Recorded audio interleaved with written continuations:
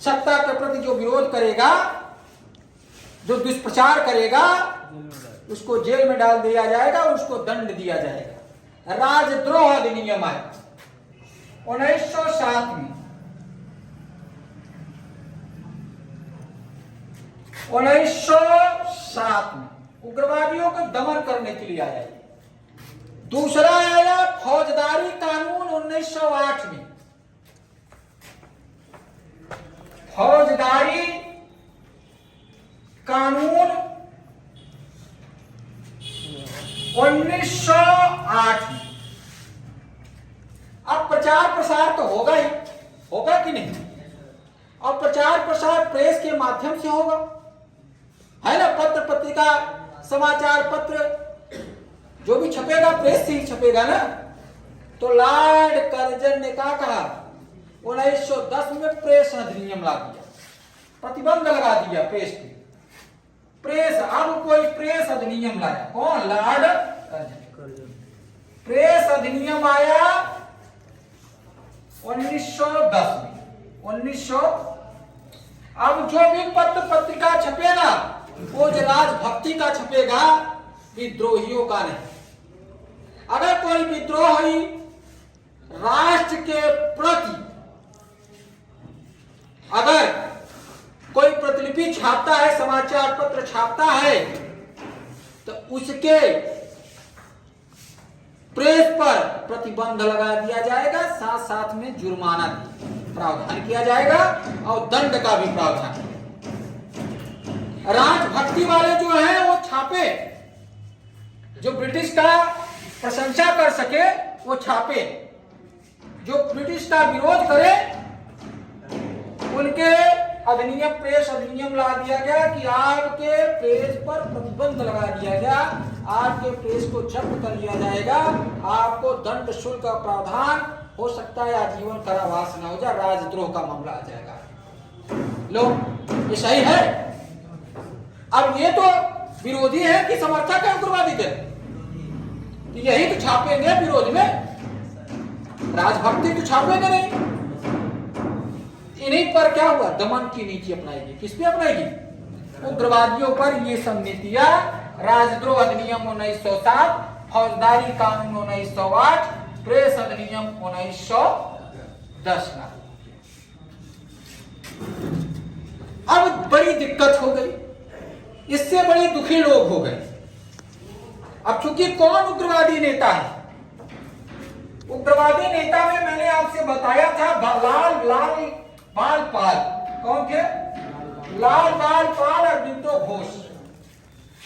लाल माने लाला लाजपत राय, बाल माने बाल गंगाधर पाल। अब ये तीनों और साथ साथ में अरबिंदो घोष। कौन थे? अरबिंदो घोष। चार लोग मुख्य थे जो उग्रवादी थे, लाल बाल पाल, है ना? अब ये सब जो दमन चक्र नीति अपनाया गया, ये माने लाला लाजपत राय, है ना? लिख लो, लाल माने लाला लाजपत राय, बाल माने बाल गंगाधर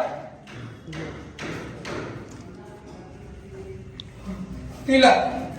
ये भी पूछता है। और कौन एक है? बिपिन चंद्र पाल। बिपिन चंद्र पाल हुए, इसीलिए 60 में लाल बाल पाल है ना? अब ये इसमें से जब दमन की नीति अपनाने लगे तो अरबिंदो घोष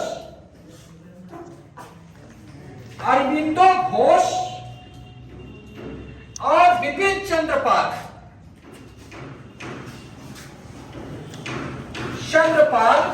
राजनीति से संन्यास ले। क्या किए? राजनीति से संन्यास ले। ऐसे ही नहीं लिए, भविष्य कारण होगा। अरबिंदो घोष पर 1908 में राजद्रोह अधिनियम लागू हुआ था। क्या लागू हुआ था? इनको जेल में बंद कर दिया गया था। क्या कर दिया गया था? भाई साहब को जेल में, मांडले जेल में बंद कर दिया गया था। इनको क्या कर दिया गया था? और इनको जब इसमें जेल में बंद कर दिया गया तो जब छूटे तो उस राजनीति से क्या कर लिए?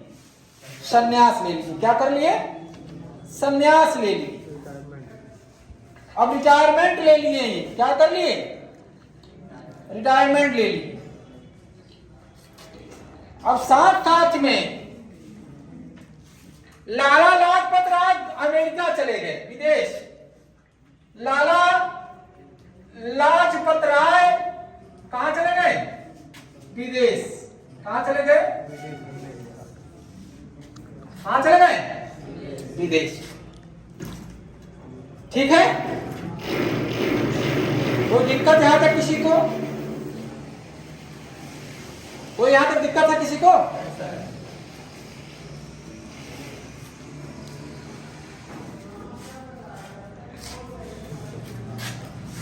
अब देखो कैसे ये सूरत अधिवेशन हो गया और बाद में दमनकारी नीति अपनानी चालू हुआ और दमन हुआ और लोग अपने अपने स्थान। अरबिंदो घोष ऑरोविली आश्रम, सबसे प्रसिद्ध, विश्व प्रसिद्ध आश्रम ऑरोविली आश्रम की स्थापना कर दिया। वही जाकर संन्यास ले लिए। क्या कर लिए? साधु संत बन गए। आश्रम में क्या कर दिया?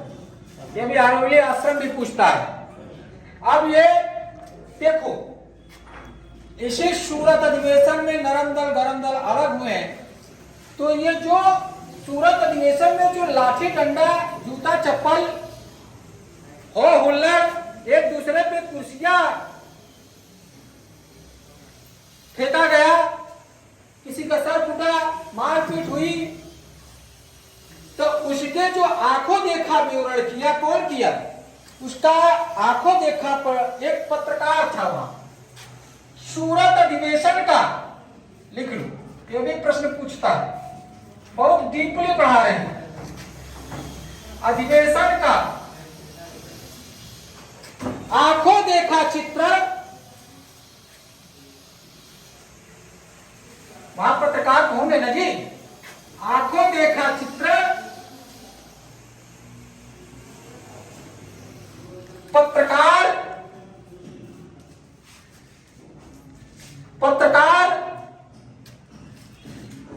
एच नेविल्सन ने किया। एच नेविल्सन ने किया।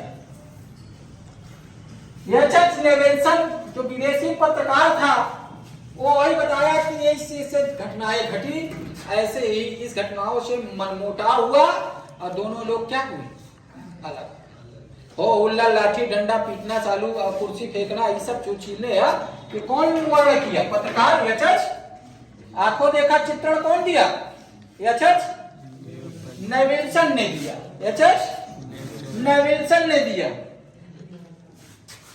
और इसी सूरत अधिवेशन में जो नरम दल गरम दल अलग हो गए, जो नरम दल गरम दल अलग हो गए, एनी बेसेंट ने अपना दुख व्यक्त किया। एनी बेसेंट ने क्या किया? इसी सूरत अधिवेशन में जो नरम दल गरम दल अलग हो गए, एनी बेसेंट ने अपना दुख व्यक्त किया।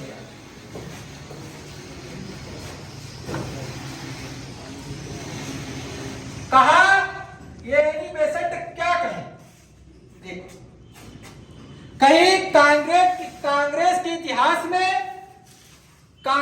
इतिहास में ये काले दिवस याद रहेगा। लिख लो, कांग्रेस के इतिहास में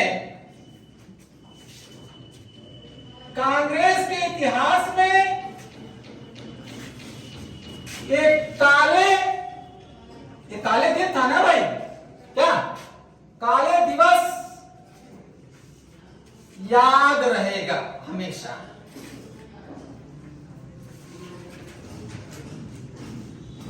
अब ये जो सूरत में जो काये जो नरम दल गरम दल 1907 में अलग हो गए, 1919 तक ऐसे ही चलते थे।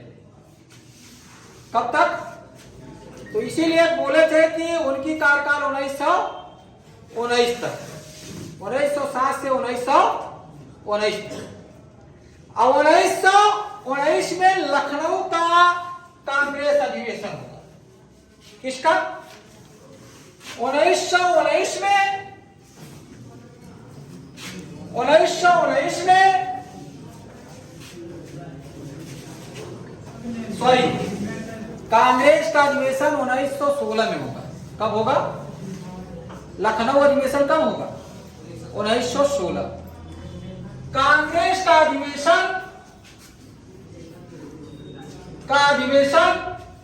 1919 मत लिखना जी, 1916 लिखिए। 1919 मत लिखना, कांग्रेस का अधिवेशन 1916। 1900 अब कहा हुआ?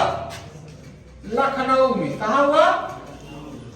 इसके अध्यक्ष कौन हुए लखनऊ कांग्रेस अधिवेशन के? अंबिका चरण मजूमदार। अंबिका चरण मजूमदार। इसमें एनी बेसेंट तिलक, मदन मोहन मालवीय सभी लोगों ने इसमें भाग लिया। राजकुमार गांधी जी, राजकुमार किसान से, जमींदार से, किसान से गांधी जी की मुलाकात यहीं पे हुई लखनऊ अधिवेशन। इसमें भाग लिए तिलक, एनी बेसेंट, गांधी, महात्मा गांधी, मदन मोहन मालवीय, सब ये सब सीरियल से प्रश्न पूछा। और राजकुमार जो बिहार चंपारण से गया था अपनी समस्या लेकर, निलाहे की समस्या लेकर बिहार से चंपारण हुआ ना 1917 में। गांधी जी आए गए यहाँ पे चंपारण में, यहीं पे राजकुमार ने लखनऊ अधिवेशन में आया, गांधी जी से मुलाकात। कहा है पुरुष आप हमारे यहाँ आइए, देखिए अंग्रेज कैसे भूमिका हमारे यूटिलाइज कर रहे हैं, चंपारण आइए। और चंपारण गांधी जी इसी राजकुमार के आमंत्रण में 1917 में गांधी जी कहां गए? चंपारण गए, बिहार में है। कहां है? किसानों की समस्या देखे निलाहों ने कमर्शलाइज बना दिया था। उनके भूमि को, नील का उत्पादन, खाद्यान्न का उत्पादन नहीं कर रहा था, जनता भूखमरी से मर रही थी। और उनके जमीन को अनुर्वरक बना दिया, अनुपजाऊ बना दिया। अब देखो ये सब समस्या उत्पन्न होगी। तो इन्हीं राजकुमार के आमंत्रण में जो लखनऊ में गांधी जी से आमंत्रित किए अधिवेशन में, और चंपारण में आए, निलायों की समस्या का समाधान कराए। निलाहे भागना पड़ा, मुआवजा देना पड़ा। अब इसमें ही इस लखनऊ अधिवेशन में नरमगल दरमगल एक हो गए। इसी लखनऊ अधिवेशन में तिलक और एनी बेसेंट के सहयोग से नरम दल और गरम दल एक हो गए। देखो नरम दल और गरम दल क्या हुए? एक हो गए। और इसी में मुस्लिम लीग और कांग्रेस एक हो गए। और इसी में मुसलमानों के लिए पृथक निर्वाचन की मांग कांग्रेस ने स्वीकार की। इसी जब तक कांग्रेस स्वीकार नहीं की थी, इसी में लखनऊ अधिवेशन में मुसलमानों ने भाग लिया।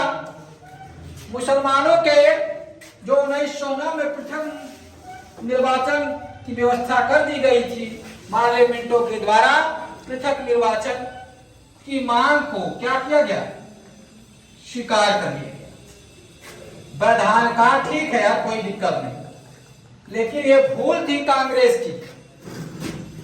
अब दूसरा वर्ग भी लड़ेगा, सिख भी आ जाएंगे 1919 में, और यही जो पृथक निर्वाचन की मांग 1916 में लखनऊ में कांग्रेस ने स्वीकार कर लिया, मान गया कि चलिए ठीक है कोई बात नहीं है, ये आगे चलकर भारत और पाकिस्तान बन गया। क्या बन गया? भारत और पाकिस्तान। अगर नहीं स्वीकार करती तो शायद चित्र कुछ अलग। ठीक है, तो इसलिए लखनऊ अधिवेशन बहुत महत्वपूर्ण था, लेकिन इसमें बताया आगे चल के मैं लखनऊ अधिवेशन विशेष पढ़ाऊंगा, एक एक टॉपिक को क्लियर करता जाऊंगा, लेकिन यहाँ से जुड़ता हुआ चीजें आएगी ना, कि नरम दल गरम दल कैसे एक हुए, कैसे क्या हुए। जब एक चीज पढ़ा रहे हैं तो उसको क्या करें, पूरी तरह से क्लियर कर दें, क्या कि नहीं।